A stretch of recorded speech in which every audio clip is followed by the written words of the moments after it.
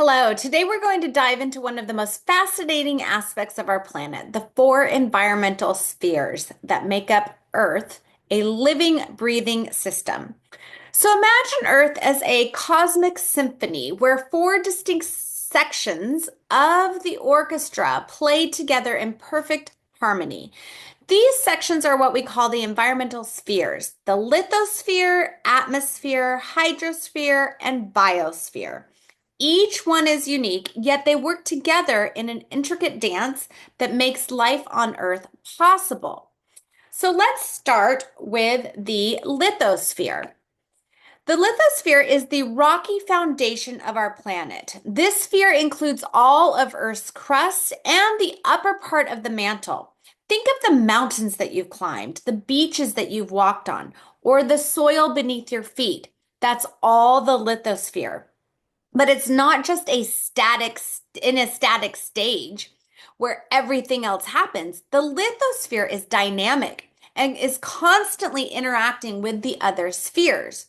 When volcanoes erupt, they release gases into the atmosphere and create new land. When rain falls, it weathers rocks and creates soil. Now, moving upwards, let's discuss the atmosphere. The atmosphere is our planet's protective blanket of gases. It's not just empty space above. It is a complex system that regulates Earth's temperature, protects us from harmful radiation, and drives our weather patterns. The atmosphere interacts constantly with other spheres. For example, plants in the biosphere take in the carbon dioxide from the atmosphere and release oxygen through photosynthesis. The atmosphere also interacts with the hydrosphere through evaporation and precipitation. Now, speaking of the hydrosphere, this sphere encompasses all of Earth's water, from the vast oceans to the smallest droplet of dew. A fascinating subset of the hydrosphere is the cryosphere, which includes all frozen water like glaciers and sea ice. But the cryosphere is part of the hydrosphere. Keep that in mind. The hydrosphere is crucial for life and interacts extensively with other spheres. Ocean currents influence global climate by transferring heat around the planet. Water shapes the lithosphere through erosion and deposition. Rivers carry nutrients from the land to the sea, supporting marine life in the biosphere. Speaking of the biosphere, our last sphere is the realm of all living things, from the deepest sea creatures to the highest flying birds, and yes, including humans. And this is a funny picture of me in Bali next to or trying to take a selfie or photobomb a monkey.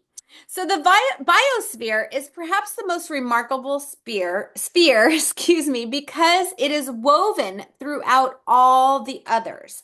Plants sink their roots into the lithosphere. Animals breathe in the atmosphere, and marine life thrives within the hydrosphere. So let me give you an example of how all these spheres interact. Consider the coastal redwood forest. Now, this redwood forest is located in Santa Cruz, California.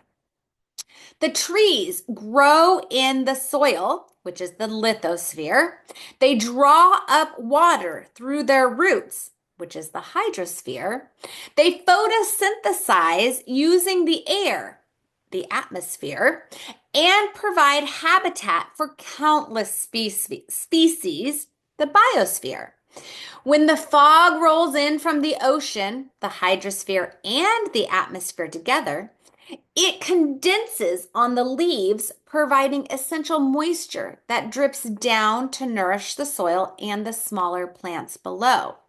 Now, remember, these spheres aren't separate entities. They are components of a single integrated Earth system.